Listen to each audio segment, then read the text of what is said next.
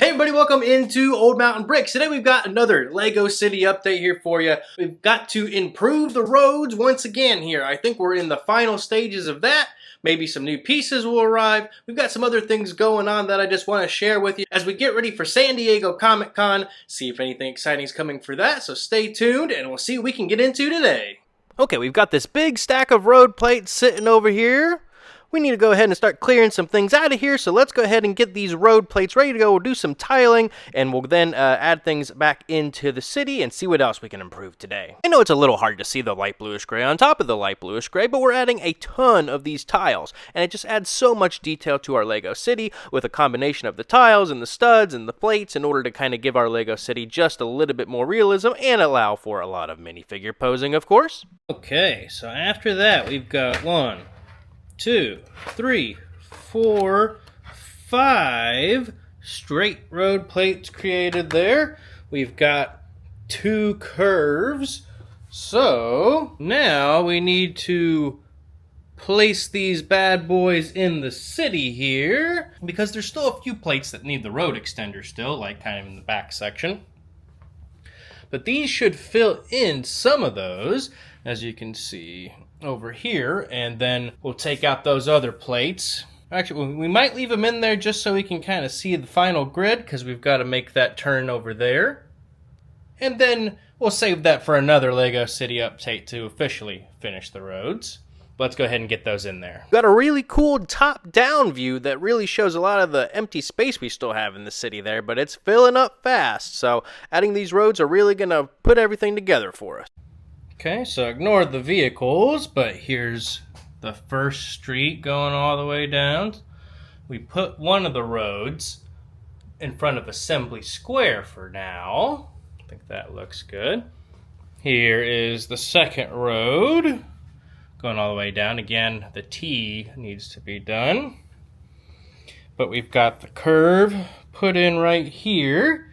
And these roads need to be done, and the curve down there is technically done, but that's going to go down that way. So I need to make at least 2 more outside of what's already done. So that leaves 1, 2, 3, 4, 5, 6 straights still need to be made, and then figure out what I want to do with the T intersection, because on the T over there, I think it would be a good idea to put like the zebra crosswalks like right here on each of them. That way they can cross. I thought about doing something like I did here in front of Assembly Square in the brick bank so they can just cross right across the street, but it'll be like right there so they can just walk a few steps, and it'll make sense by putting it right in front of like the fire brigade back there. For those who have been keeping score at home, we finally, I believe, got the piece we need to fix that broken part on the fire brigade. So let's go back there and double check. Okay, moment of truth. Let's take a look.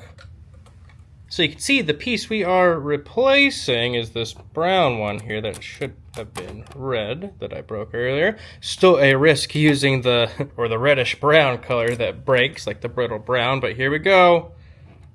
And look at that, all together.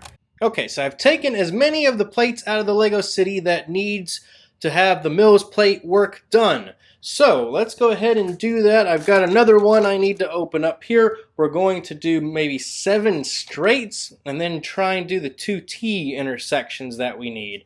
So let's go ahead and jump in with some speed build time lapses for you. I realized when I got started I needed to do the base structure of these with the underlying plate, because when I first did some of these I didn't have as many pieces as I do now, so I had to redo all of those for the straights just to make sure everything is consistent and well supported. And then next thing I started to do was just press everything down and then start on the road extenders, and I did it kind of assembly line style here just to make sure I did it all the same way, all together with the right pieces, and I thought that actually went pretty well. It definitely gets a little tedious and your fingers start to hurt and your thumb starts to hurt from putting all these together because, the time lapse really kind of shortens things up. But this took, quite a long time to put together. But it's really cool when you stack them all together like this and you kind of see the design it makes. And then you have to put all the tiles on, and we're putting the extra supports there for like the Technic bricks in order to make sure these are all secure for our road plates here. And there you have it, a whole bunch of road extenders.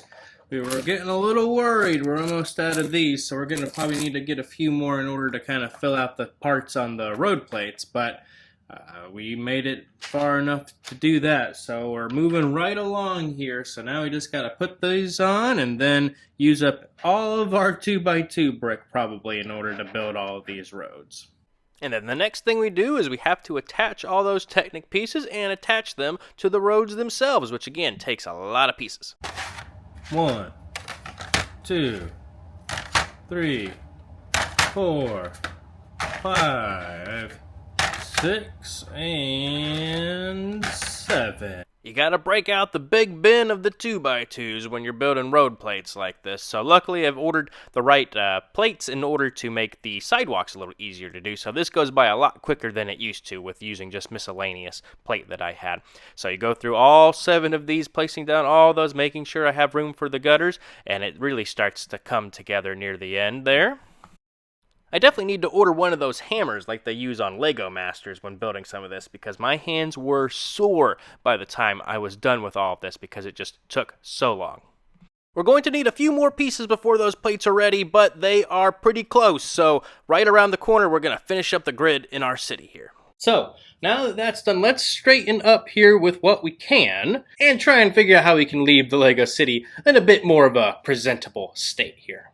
One of the small improvements we're going to make today, we're going to be having another tutorial video coming out here soon where we show you how to make a curve, as the first one where we did the straight piece of the Mills road plate did pretty well, so stay tuned for that coming soon. But something I decided to do was change how this worked. Instead of having it square like that, I decided to make it kind of like this.